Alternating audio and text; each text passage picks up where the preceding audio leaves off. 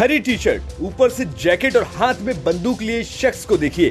इसके बाद बॉलीवुड फिल्मों में मिथुन चक्रवर्ती की तरह आधी बैठकी में जैकेट पहने इस बंदूकबाज को भी देख लीजिए, जो हाथों में बंदूक से फायर करते दिख रहा है और साथ में बमों की थैली लटकाकर बमबाजी भी कर रहा है। इसके बाद अब टोपी पहने और शराफत के साथ दुकान में खड़े होकर दुकानदार से बात करते हुए इन सज्जन को भी देख लीजिए।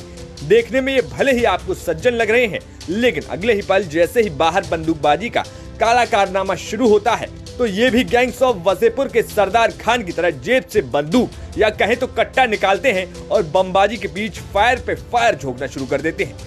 और आखिर में इस फोटो को भी देख लीजिए, जिसमें एक हेलमेट लगाकर बंदूक से निशानेबाजी कर रहा है, जबकि दूसरा दुनाली बंदूक से टारगेट पर निशाना साध रहा है। तो वहीं तीसरा आदमी जो कुछ वक्त पहले तक दुकान में खड़ा था, वो भी अपनी पोजीशन लेकर टारगेट को पेलने की तैयारी में है। लेकिन अब आप सोच रहे होंगे कि हम फिल्मी स्टाइल में आपको ये सब क्यों बता रहे हैं। दरअसल इन तस्वीरों में दिख रही इन सभी शूटरों की यूपी पुलिस तलाश कर रही है और मामला तो अब तक आप जान ही गए होंगे। जी हाँ, ये तस्वीरें हैं प्रयागराज के विधायक राजू पाल हत्याकांड में एकमात्र गवाह उमेश पाल पर हुए जानलेवा हमले के दौरान की, जिसमें उनकी जान चली जाती है। साथ ही उनकी सुरक्षा में तैनात एक गनर संदीप निषाद को भी अपनी जान से हाथ धोना पड़ता है। दरअसल इस हमले में यही वो अहम तस्वीरें हैं जिनके जरिए यूपी पुलिस को शूटरों की संख्या से लेकर हमले में प्रयोग किए गए असलहों के बारे में जानकारी मिली है।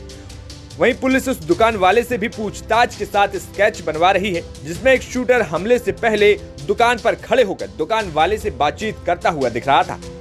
अब तक इस मामले में पुलिस को सीसीटीवी फुटेज, कॉल डिटेल खंगालने के बाद अंदेशा ये है कि सभी बदमाश क्राइम को अंजाम देकर कौशाम्बी की तरफ निकल गए हैं। वहीं बताया गया है कि इन सभी लोगों में एक व्यक्ति अतीक अहमद का करीबी शूटर और प्रॉपर्टी डीलर है, जो मौके पर मौजूद था, जिसके बाद से इस मामले के तार अब साबरमती जेल में बंद अतीक अहमद से भी जुड़ चुके हैं। बता दें कि 24 फरवरी को प्रयागराज में उमेश पाल की शूटरों के द्वारा हत्या कर दी गई थी, जिसके बाद सियासी गलियारों में इसको लेकर तूफान मचा हुआ है।